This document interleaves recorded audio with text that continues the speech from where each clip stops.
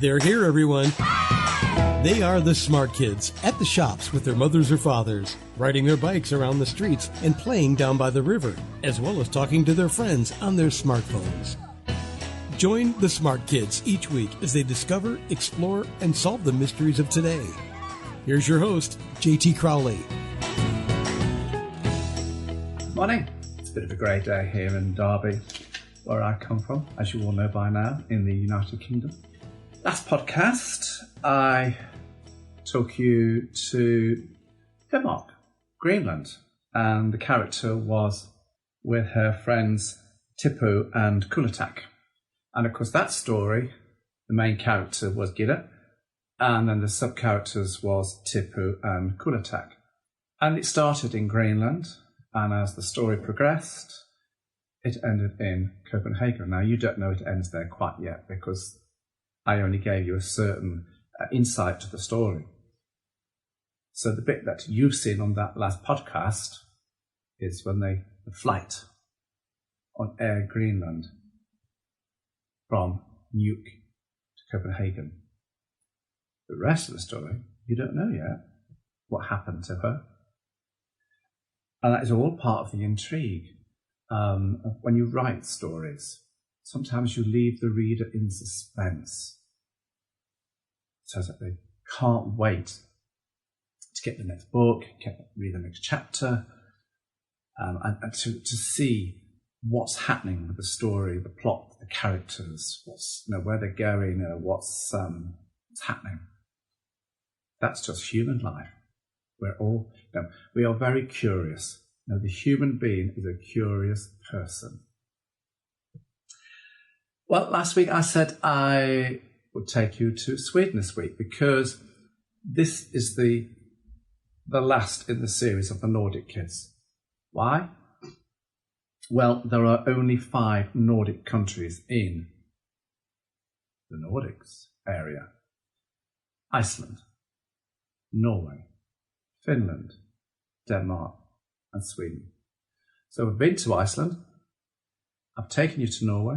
I've taken you to Finland. I took you to Denmark last week. So here we are with my Swedish character, Blix. Now, Blix comes from Löddeköpinge, a small town just north of Malmo in Sweden's southern municipality. It's a story of deception and mistrust and suspicion.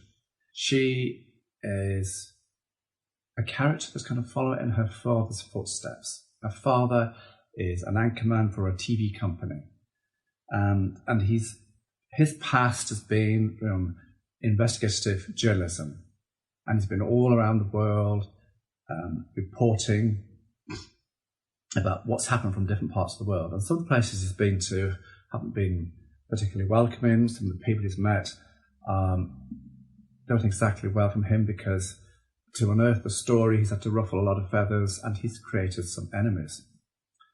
And he's disappeared.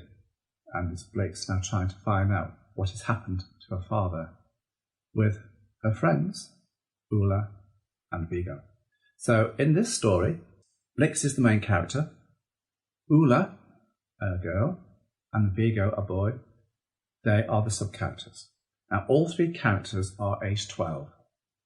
The story is set in a small town north of Malmo, and that town is called Löddeköpinge. I hope I've got it right, the pronunciation. If I haven't, I do apologise to any Swedish people who are watching the podcast. And the plot itself, as I said, is all about finding out what happened to her father who has disappeared. So, what I'm going to do, as I do every week, I'm going to read you a short insight into the story itself. There it goes. Blix finished her breakfast. Her 2 older sisters, along with her mother, had already left for the family-run cafe to prepare for this weekend's rock festival. That promised to be busy. The organisers to this annual summer event were expecting 20,000 festival goers. The stage was up, and the fields around Löddeköpinge, a small town just north of Malmo in Sweden's southern municipality, were beginning to fill up with party revellers. Rock bands from across Sweden had been booked in. The weather looked promising for the 2-day midsummer event.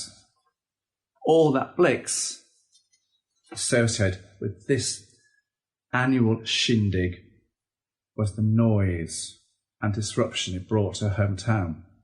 But most people looked forward to it as it generated a lot of income for the local businesses. Blix wasn't into so-called rock music like her older sisters. Her forte, or passion, if you want to call it that, was journalism, investigative journalism, to be precise. Blix had inherited her father's inquisitive tendencies, much to her mother's dismay.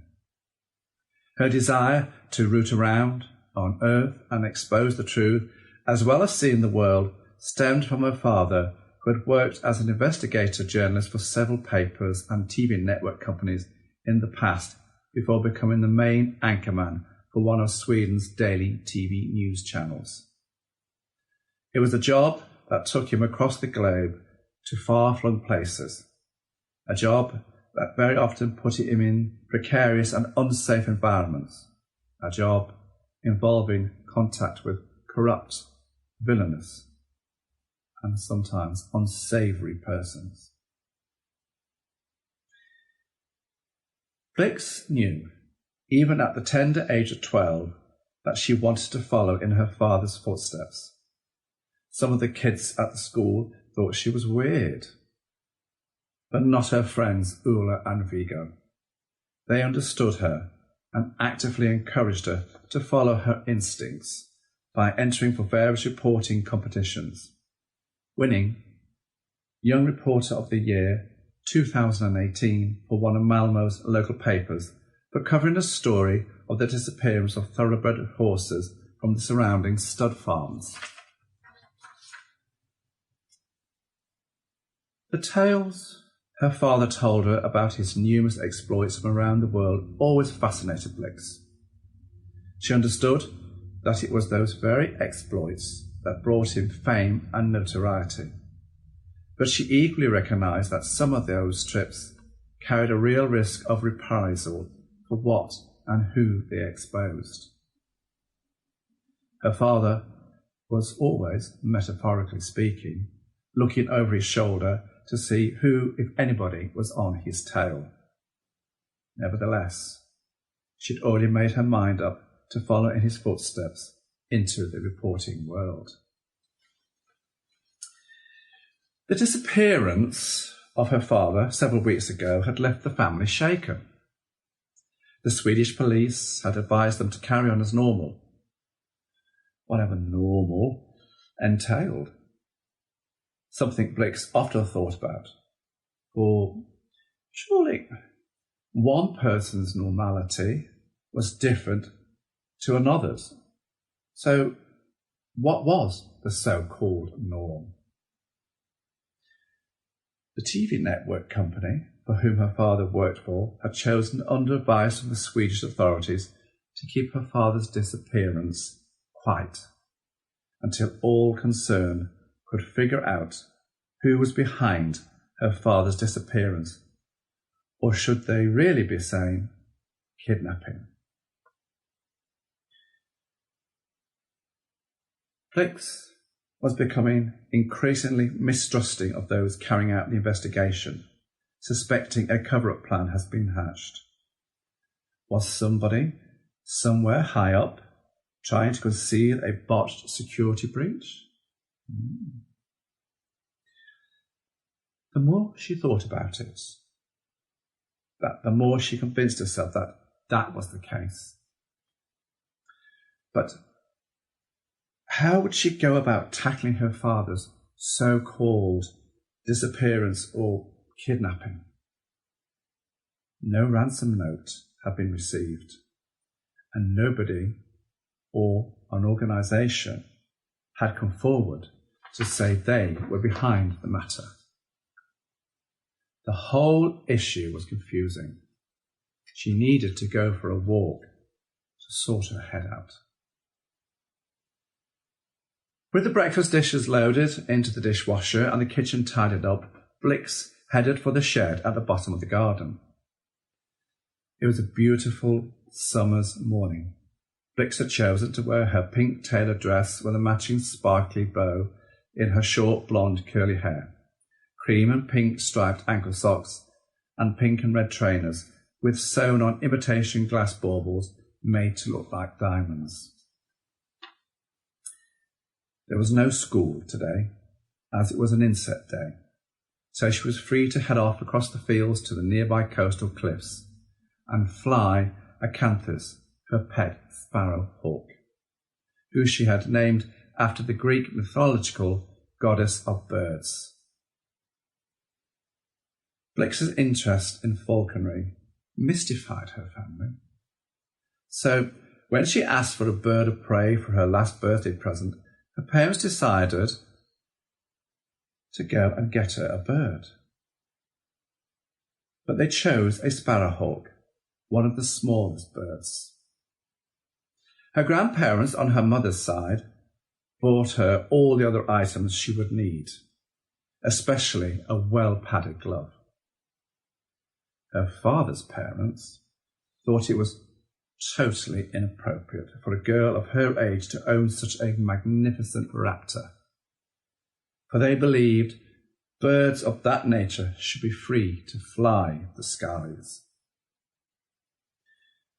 Blix opened the shed door and walked across to the large aviary she and her father had built for Acanthus. Reaching in, she gently lifted Acanthus off her perch, and before putting her in the portable cage, she put her hood on so as to keep her calm. Blix, or rather her father, had a license to own Acanthus and regularly went to training classes in order to comply with regulations, as well as learning from experienced falconers how to handle a bird of such beauty. Ula and Vigo had received Blix's earlier text message and made their own individual ways to the cliffs. The message they received didn't actually stipulate a reason for meeting up, merely implying she needed to talk to them about something that needed urgent attention. Blix could see her friends in the distance as she neared the coastal cliffs.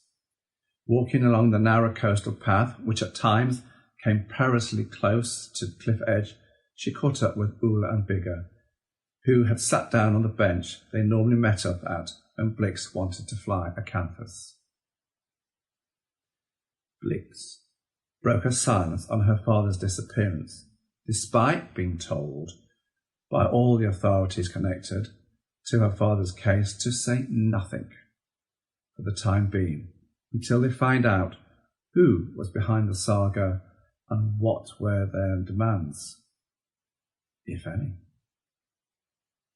For without knowing whom they were dealing with, they couldn't implement an appropriate response. For one wrong foot could jeopardize an entire rescue mission. Acanthus, released from her shackles, took to the skies. Blix cleaned her glasses before turning to Ula and Vigo, who were sitting beside her on the cliff-top bench. The bench, all three of them referred to as their thinking bench. Whether they came as a threesome or individually to figure out things, what was going on in their lives, and the way forward. Both Ula and Vigo's jaws dropped as they took in what Blix had just told them. Blix went on to tell them about her misgivings of the authorities involved and how her mother and older sisters didn't go along with her feelings of mistrust, telling her to toe the line and act normally, as if her father was away again working on another overseas story. Ula sat up. Do you think your father's disappearance is connected in any way to a previous story he reported on? Blix looked Ula straight in the eye. Unlike her own blue eyes, Ula had brown eyes, and come to think of it, Vigo had olive green eyes. Strange how all three of them had different eye colorations. But coming back to Ula's question, she considered that. But her father had covered and reported on many stories over the years, so isolating one story would be a painstaking and time-consuming task. And the one thing that wasn't on their side at this precise moment was time. I don't know, Ula. My father reported on lots of different stories. I know he often told me the tales of his expeditions, but not all of them, for some he said were too dangerous for me to know about. Vigo leaned forward. Can you recall him working on any one particular storyline for a considerable length of time, and him having to go back repeatedly to get to the bottom of the issue? None that I can recall, Vigo. Your mother works for police intelligence in Stockholm. Do you know if she's working on my father's case? Has she mentioned anything? No, uttered Vigo. Even if she was involved with your father's case, she wouldn't say anything. She never discusses her work with any of us. Not even our father. She's not allowed to. I thought that, but I thought I'd ask Vigo. No harm in asking you, continued Vigo. Do you know if your father really ruffled someone's feathers so much so that they threatened him? Blix smiled. You mean silence him? But is every investigator's journalist's job to ruffle feathers to get at the truth, Vigo? Do you know if he's been threatened recently? Not that I know of, Ula. But there again, he's unlikely to share that with me, a 12-year-old girl, is he? Probably not, but it was worth a shot, replied Ula. The Canthus continued to duck, dive and swoop, and on the odd occasion brushing her end wing feathers against the side of her head as she flew past, as if drawing attention to herself, a fly-past game she clearly enjoyed. Blix put her glove back on and held it out with a piece of meat on, indicating to Acanthus her flying exercise was over and they were going home. Blix put Acanthus back into her so-called travel cage. As she did so, something about the story of the chick-box schoolgirls, for some unknown reason, came to the forefront of her mind. What was that story about? She couldn't quite remember. Walking back across the field with Ula and Vigo, the chick-box story kept infiltrating her mind. What was it about that story that was all of a sudden haunting her head? When she got home, she looked up chick-box schoolgirls on the internet. Blix waved her friends off as she neared her house. It was good to tell them about her father, although she shouldn't have done. Equally, it was good to hear their views, even though they didn't solve her problem. But they gave her something to think about, which was a start, and for that she was grateful to them. No one was at home. Blix quickly logged on to the internet and typed in the words chick-box schoolgirls. As soon as she started to read about the case of the Nigerian schoolgirls abducted by Boko Haram, an Islamic terrorist organization, the blood in her veins chilled. She remembered her father going back and forth to Nigeria, reporting to the Swedish networks what was going on there. Did he go undercover? Infiltrate the group and ruffle feathers to the point someone now wants to silence him, as Vigo had hinted at? Whoever they are, Are they behind her father's abduction? Or was that a false trail and someone else had an axe to grind with her father? So there's a little bit of insight to the story, a tease to the story. And again, at the end, I've left you all hanging in the hope that when the book does come out, you'll be so eager to find out, like, what happened to Blix, what happened to her father, did she find him? And with all the other stories, did Gita find her father, her parents? All the other, did Aldeward discover whose bones were in the caves there?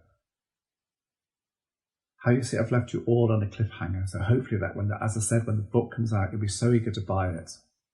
That is all part of the trick. All part of getting the readers to turn the pages and looking forward to your next book. That's all there is, kids, to writing a book, is getting people's interest, getting it out there, getting them to turn the pages, and eagerly waiting for your next book. You see when you think how. It's not that straightforward, believe you me. Well, that was the last story in the Nordic Kids series. So what am I going to do next week? Well, that's going to be a little bit of a surprise. I'm not quite too sure yet. So I might be talking to some authors about how they write their books, or I might choose to read some old extracts from some books that I read as a child, books that I loved. Who knows? You're going to have to wait and see. But for now, as I say, as usual, thank you for listening. Stay safe. Bye-bye. See you next week. Who knows where? Thanks for listening to The Smart Kids. Want to follow more of their adventures? Check out The Smart Kids by J.T. Crowley on Amazon.com now.